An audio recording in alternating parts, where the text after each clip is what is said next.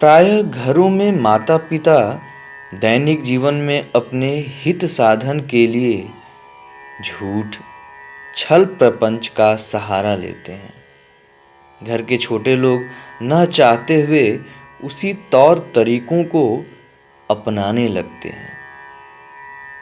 अपने लाभ के लिए बोले गए एक असत्य वचन से कई दिनों की पूजा उपासना, यज्ञ अनुष्ठान उसी प्रकार नष्ट हो जाते हैं जैसे बड़े परिश्रम से घड़े में एकत्र किए गए जल में कोई एक छेद कर दे तो पूरा जल बह जाता है।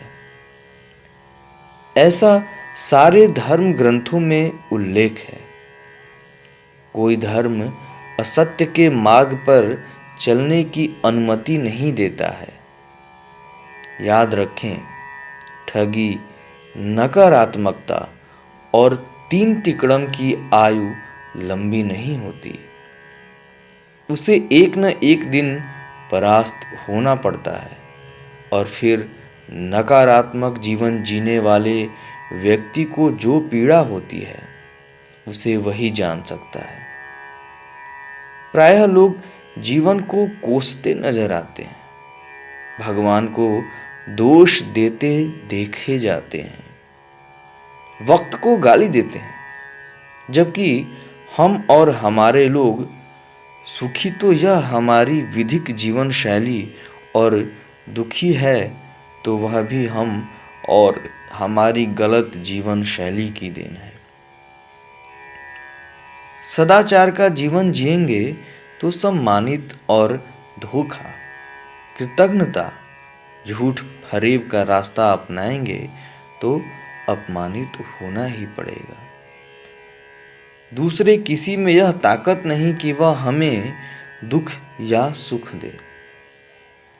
सुख है तो वह भी हमारा और दुख है तो वह भी हमारा अर्जित किया हुआ ही है। वर्तमान दौर में प्रायः जिसे भी देखा जाता है वह समय, समाज, शासन प्रशासन को कोसता दिखाई पड़ता है, जबकि खुद अपनी गलतियों और कमियों पर नजर नहीं डालता। महापुरुषों की वाणी, बुरा जो देखन मैं चला, मुझसे बुरा न कोई, पंक्ति याद रखें तो लगेगा कि हर इंसान में अच्छाई है, बस उसे हम ग्रहण नहीं कर पा रहे हैं।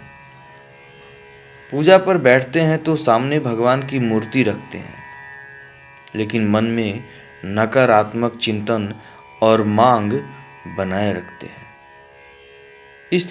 इस स्थिति को बदल दिया जाए तो जीवन अत्यंत सुंदर हो जाएगा।